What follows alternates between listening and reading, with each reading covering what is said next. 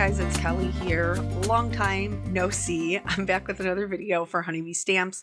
Today I am using the Apple Barrel Lovely Layers, the Spring Greenery, the Wildflowers, and then I pulled out the mini holiday florals, but I actually didn't end up using those. Pulled out a bunch of sentiments. This Blessings of Spring, really like that. I actually ended up going with this one, which is the Be Still set, and as you can see from the stamp set, I have used it quite a bit. So today we are going to be doing a little bit of work with Distress Oxides versus Distress Inks. Now, my original intention of this video was kind of like to show you the difference between the two, and I'll explain that a little bit later. And I will still do that, but I'm going to be quite honest with you. I was quite surprised at how similar the cards came out, even though we started with two different bases. So the first little test that we're doing is the ink blending. I am using the Honeybee blender brushes for this, and I'm going to do them the same way. I'm kind of doing a bluish sky and a greenish ground. And so for that, I'm using Salvage Patina, Salty Ocean, and Mermaid Lagoon. This is obviously the Distressed Ink side, which is the one that I prefer. There's nothing wrong with oxides, they just work differently. And I have a tendency to reach for my Distress Inks over my oxides, which is actually what prompted this video. So the Salvage Patina goes on first because I like the way that blends out into the white. Then the Salty Ocean, and then finally the Mermaid Lagoon to kind of build up that blue in the corner for our sky. Typically for this one, I don't have to go back and blend a second time because I like that blue to blend out into white. For the grasses, again, I'm going to use that Twisted Citron, and this is going to blend up into our white. So leaving that little bit of, you know, is it a cloud? Is it some reflective light? Like this, you know, little white area in between. And then I will use Mowed Lawn and then Rustic Wilderness. Now the green I do twice. I do blend it twice. Maybe that's a better way to say it. I do blend it twice because I feel like that does give me a better blend, and that is traditionally how I use most of my Distress Inks for my backgrounds. Now, I'm going to do the Distress Oxide one the same way, and you will see some differences in them, even though we're using the same colors and the same application style, also in the same pattern. And the reason that is because Distress Inks are dye inks. That means that they are transparent. And so, and they also, specifically to Distress Inks, they are made to stay wet longer. That's why they blend so nicely. Distress Oxides are a hybrid ink. So they're kind of like a combination of a dye ink and a pigment ink, which means they are more opaque. Everybody makes fun of the way I say opaque. You know what? I know it's spelled with a Q. Okay, that's all I'm going to say, and we're going to move on from there. We're going to move on from there. So you can see here using the Salvage Patina, because it does have those pigment ink properties, is a little bit more difficult to blend out to white, to blend out softer. They generally go on just a little bit thicker. This does make them easier to blend overall, though, because of those pigment ink properties. It does stay wet quite a bit longer. Distress Oxides also stamp better than Distress Inks. The Distress Inks with the dye inks, they do not stamp very well. Distress Oxides stamp marvelously, just because they are a little bit, you know, thicker. So here you can see I am going back over the sky just to help it kind of blend out. My area for my sky is also larger because I have to do a little bit more work to get it to blend out into that white. So you do want to make sure you're cleaning your work surface. I'm using a glass mat.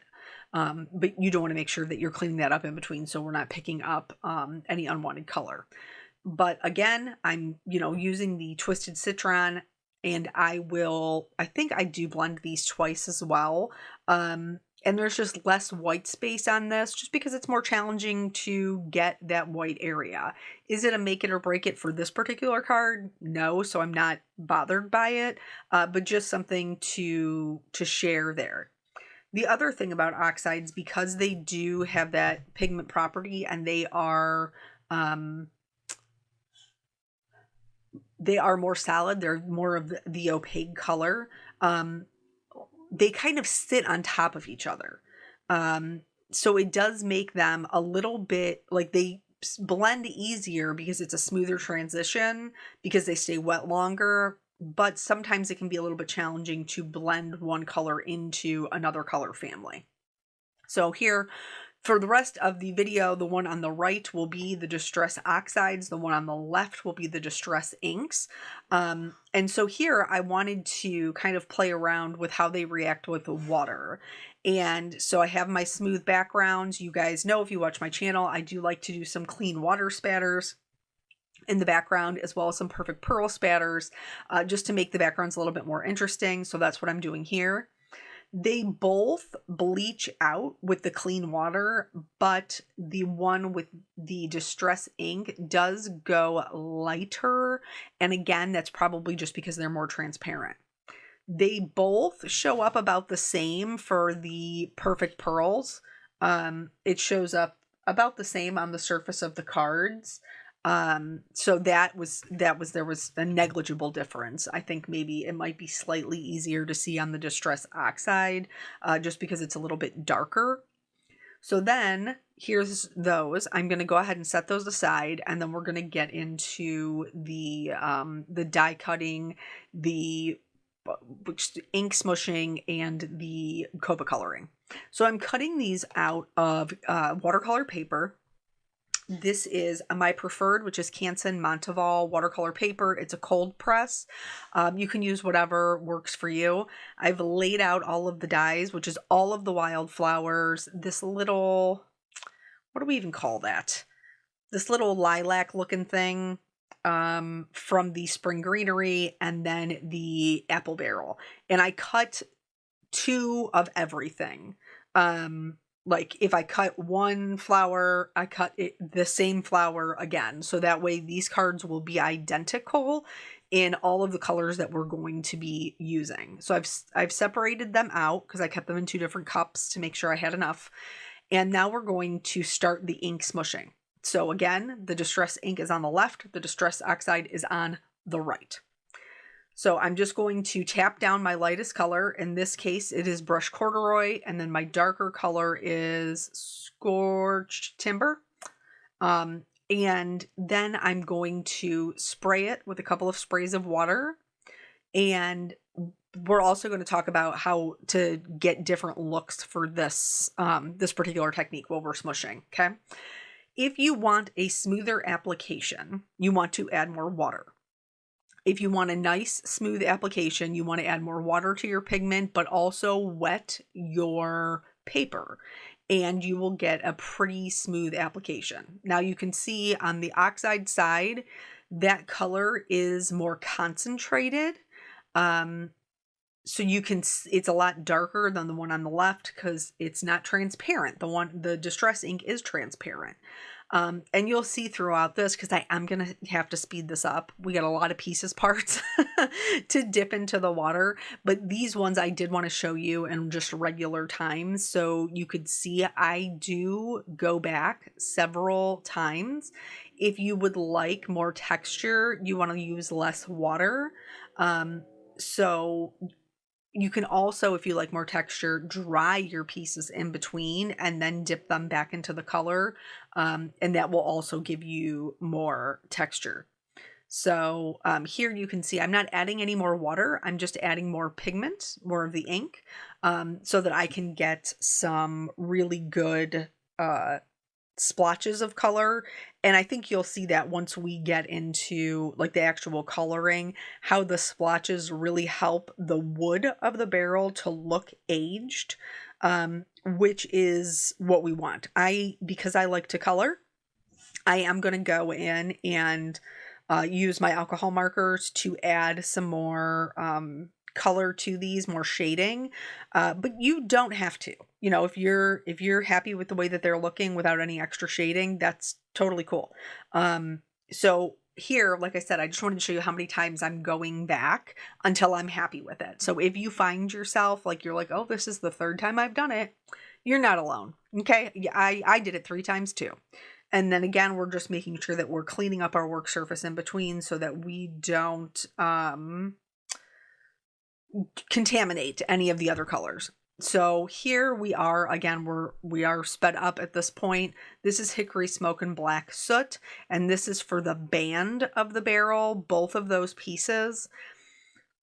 One of the things that I struggle with oxides, and it took me a minute to figure out kind of why. I was like, why don't I like them as well? Like, I know that they're softer, they dry back to a chalkier finish. So it's kind of tricky because they coat better, like their colors coat better in this particular application. You can see like we already have more ink built up on the right-hand side where the oxides are versus the left-hand side. But the problem is it dries matte and like just has that chalky finish. It reminds me of oh, this was a trend like way back when. I don't even know if you guys are gonna know what I'm talking about. It was probably like 10 years ago. Velvet nail polish. Velvet nail polish was like, went on like regular nail polish, but so when it was wet, it was shiny.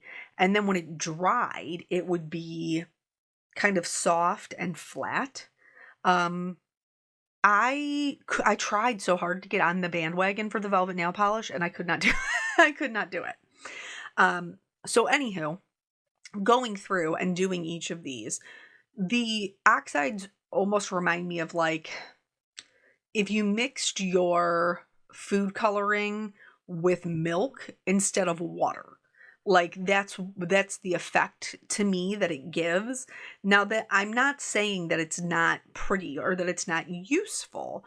It just, for me, I feel like because of that softness and that chalky effect, it's less contrast, which if you have less contrast, you automatically have less dimension.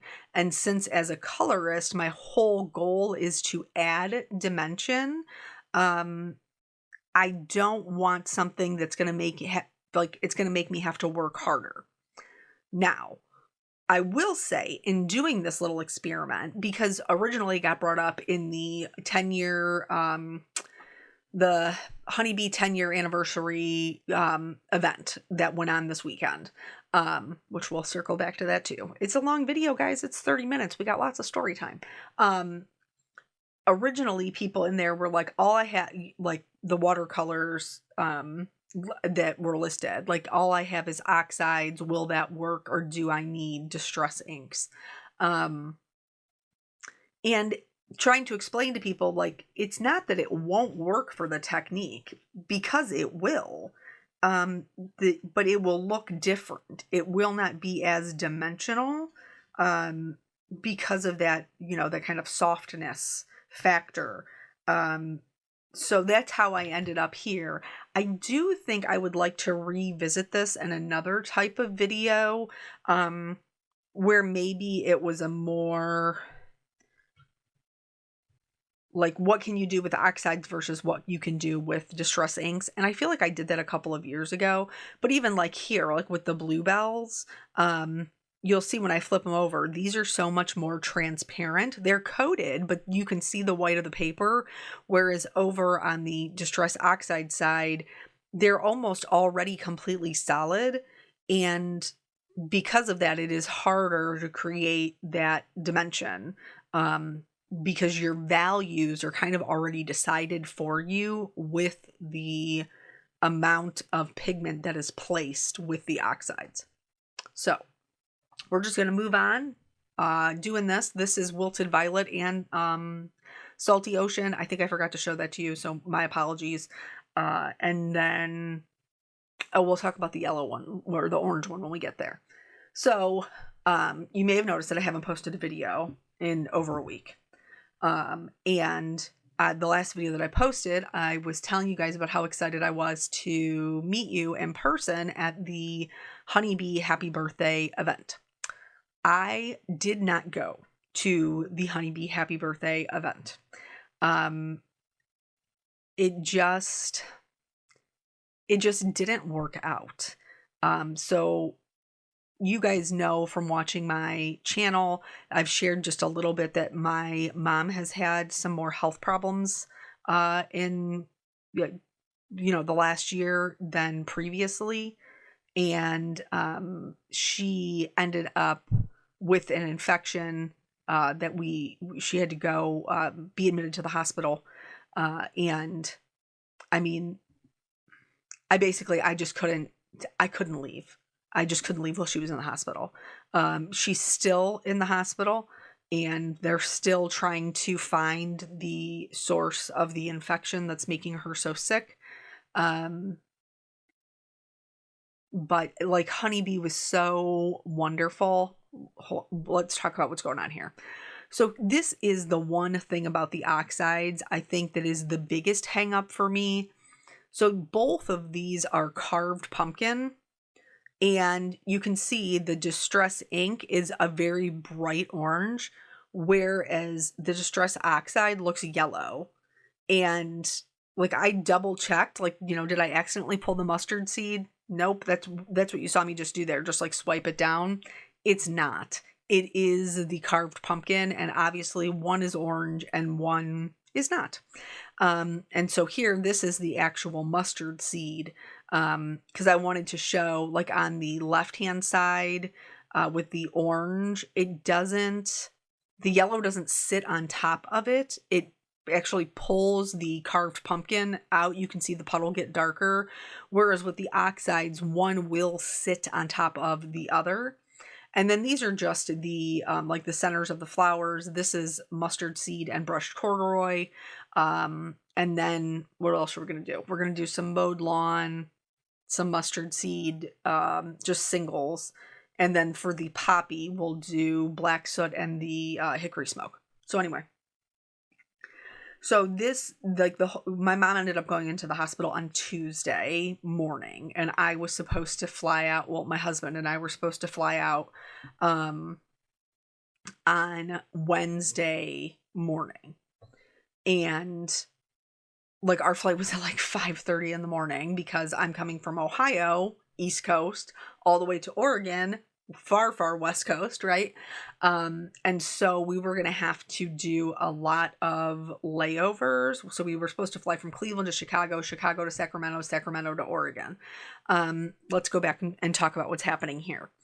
So now everything has all the watercolor done, and you can see the one on the left here with the Distress ink, how much more contrast it has versus the one on the right hand side, which is the oxides. It doesn't have as much contrast. And again,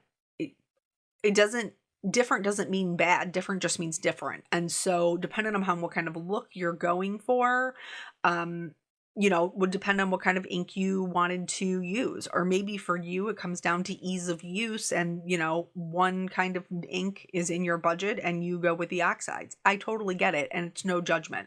I'm just showing you the difference between the two and explaining why I reach for one over the other. So here I am going to go through, and for these ones, the coloring is sped up. This is a long video. We're fitting a lot of content in a short amount of time. I am going to color both of the apple barrels so that you can see them. And then from here on out, I'm going to speed up the coloring, and you'll see me color everything. Like, I'll color the poppy, I'll color the bluebells, I'll color the little I said lavender before. They're probably more like hyacinths. But I'll color all of those. You just might not see both of them, but you will see them at the end. So anyway, I was supposed to leave on Wednesday morning, and my dad actually had called me Tuesday morning to say that he had to call the ambulance. So Tuesday all day we were in the hospital trying to figure it out. And then we weren't sure what we had exactly. So I moved my flight from Wednesday morning, because Wednesday morning was set up for the event. So I moved it from Wednesday morning to Thursday afternoon, because Thursday evening was registration. So I was like, okay, that will buy me all of Tuesday, all of Wednesday, and then Thursday to figure out what is going on. So we ended up, moving our flight, paying the fare, paying the fare difference, thankfully, because I knew kind of what our situation was, with mom. Like, I had already, like, the tickets that I booked on purpose, knowing that, if I couldn't go, I was gonna, have to move them or need a refund or whatever. So I changed the flight and paid the fare difference, which I have to tell you was $800. Was $800 to change the flight. So I did that, called, changed our rental car. I couldn't do the hotel because Honeybee had graciously booked that for me. So I did touch base with Lisa from Honeybee and let her know what was going on. And they were so kind. Like, hey, we will figure it out, whatever you need to do, family first, which just touches my heart. And I know that I have told you guys, who've been with me for years, that, like, crafters are the best kind of people, and the companies that I work for, and stay with, are because they are genuinely kind, wonderful people. And Honeybee is absolutely the epitome of that. Like, they were nothing but supportive in whatever it was that I needed. Like, there was no like, you have an obligation, you have to make it here. There was none of that. Nothing but just loving support. And there will never be enough words for how grateful I am, for that. So, by the time Wednesday evening had kind of rolled around and we really still didn't have any answers about what we were doing. And of course my mom was like, you need to go. And I'm like, you're insane. Because if this was Graham laying in this bed, like, my mother wouldn't have gone anywhere. Like, she wouldn't have gone anywhere. So anyway, by the time Wednesday evening rolled around, like, I knew I wasn't leaving. I just couldn't. And so, when I talked to Honeybee, they offered, which was, again, so kind of them, to do it more of like a live retreat, where they would kind of like stream me in so that I could still teach the class if I wanted to, which I did. Because I wanted to be there and meet you guys and see you guys. I had already met with my doctor to get all my meds and everything. um, so, so anyway, that did end up working out, even though technology was just not my friend. We did end up finding a way to make it work. But so I am home. I've been, obviously all of us have been up at the hospital visiting mom every single day. And so today, once I am done with my things that I am doing here, such as my voiceover, I will be heading back up there. As you guys know, my kids are little petri dishes, and we had already made arrangements for our kiddos while we were gone, so that they would have care. And so we just kept those things in place. My in-laws have been just priceless. Like, they've been so helpful, in taking care of Caitlin. And, because you don't have to tell me, like, I'm her mama. That 3-year-old is a handful. Okay. You get tired. But I don't know, maybe grandparents don't. Maybe they don't, I don't know. But so they have very generously kept her, so that way I didn't have to worry about Eric or myself, like, had to worry about childcare while we were trying to do things for my parents, go up and see my mom and make sure, that she always had somebody with her. So that's just kind of like what the week has been. And as we head into next week. I know one of the trials that they're doing to try to help boost her immune system is like a 5-day course. Today is day 4 of that. But until her numbers come up, she will not be. They won't let her come home until she's in a better place where her body's able to stabilize her immune system on its own. So, we'll just have to, figure it out from there, come up with a schedule, just like, we were doing before. We kind of had a schedule for who was, helping with dinner, who was cleaning the house, who, and thankfully, I don't know how people with no siblings do it, because there's 3 of us. And even then, sometimes it can be a little bit overwhelming. And there's never been a time. My kids are sick all of the time. Like, they're just always ill. Oh, I know it's because, school, daycare, all of those things. So I am usually the one more often than my siblings who has to be like, I can't, Peanut's sick. I can't come. And then they just pick up my slack so generously. Or if it's a day where the kids are sick and I can't go, like I will make them dinner and drop it off on their porch or whatever. I just don't want to risk exposing them. They're not spring chickens anymore. You know what I'm saying? Okay. So here, these little, we're calling them hyacinths, aren't we? What are grape hyacinths? I'm probably not even saying it right. Anyway, I did the little dots. I like the little dots for that. This one here is a poppy, and those are traditionally red, but since we kind of had a spring bouquet going on, I decided that I was going to go with pink, because I felt like pink was, I don't know, on Wednesdays we wear pink kind of thing. Like it was pretty. But this is one of the ones that I think, just like the barrel, that the difference between the oxide and the distress ink is the most prevalent. If you look at the actual petals, even though the one on the right, the oxide does have some pools of darker color, it actually does not look that much darker. Where the one on the left with the distress inks, you can very clearly see where there were pockets of darker color. And doing this technique, like that is what you want. You want to be able to see, that added texture that the watercolor ink smooshing gives it. So I'm not, they're both pretty. It's a preference between the two. So here I treated this one kind of like I normally treat my lovely layers, which is I laid them down on top of each other and marked their shadows, and then, went ahead and shaded them like I would if it was a stamped image.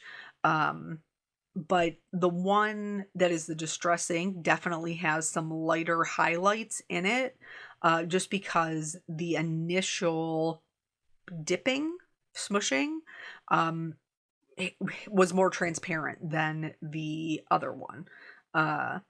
So yeah, just those things to keep in mind, especially if you are a person who hasn't purchased them yet. And everybody likes different things, so maybe that will be more for you. So for the inside of the poppy, we're just doing some black and some dark grays. This actually will just fit right in front of that petal that's curled up. So you can go ahead and build the whole flower.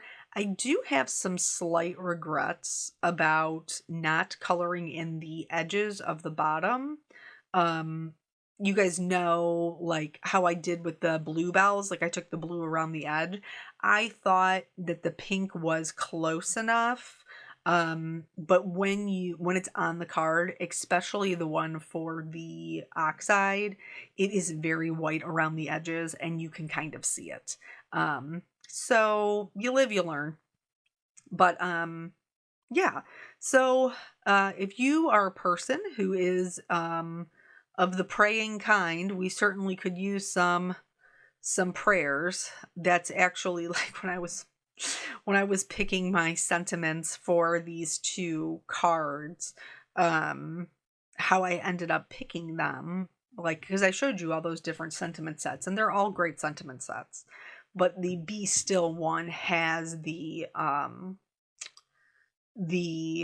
Psalm quote in it, "Be still and know that I am God."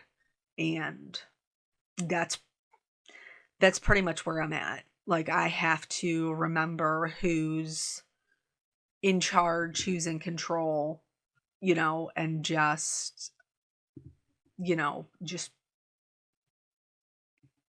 focus on that. I know the things that I know to be true, that he is a kind and a loving God who is doing all things for our good.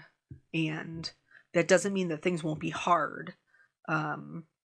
But it does mean that he'll be there to support you through it. And so that's it. That's where I'm at. And then the other one says, "Friends like you make the good times even better." And obviously, as you have just heard me talk about the wonderful people from Honeybee and all of the attendees at the event, they were so gracious, because they were expecting me to be there and teaching in person. And I'm sure that there probably was some disappointment, but you would never know it from their kind support and encouragement. So just very, very grateful for the industry in which I am blessed to be a part of. Just wonderful people that I thank you guys so much for all the kind comments and encouragement and prayers. Like, you touched my heart, and I appreciate that.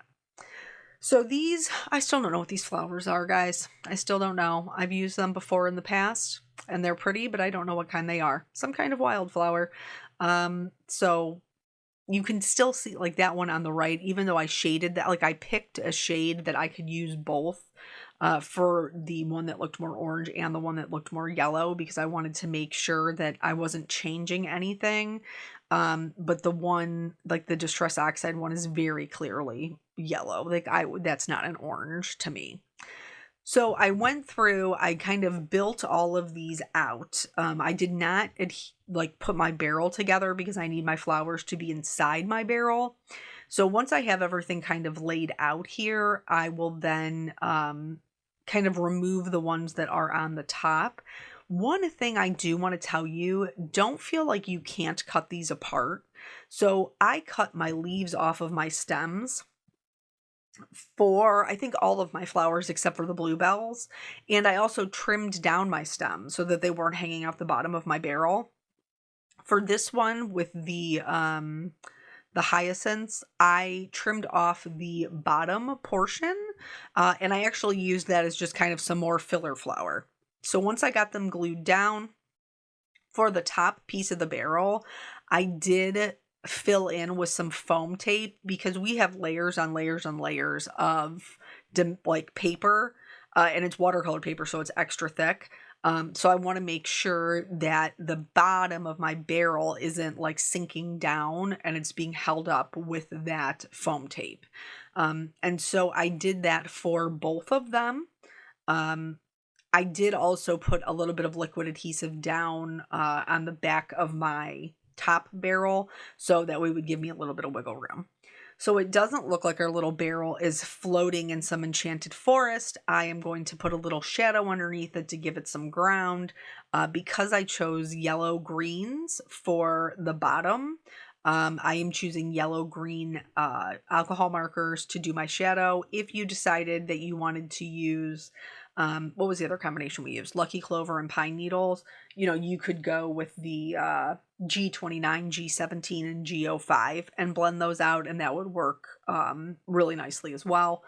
And then I stamped the sentiments in our white pigment ink, and then heat emboss them in white detail embossing powder, and then cut them out with their coordinating dies. There just wasn't enough time for to fit everything in there. And I do also want to note from the photos, I did add pearls to them from the pastel pearl pack. Like I did the glitters, I did the white highlights, and then I forgot the pearls while the camera was still on, but I did put them on before I took the pictures. So that's it. I hope it was informative for you guys. If there is something specific you'd like to see about inks and oxides, please leave me a comment below. Thank you guys so much for joining me, and I will catch you on the next video. Bye.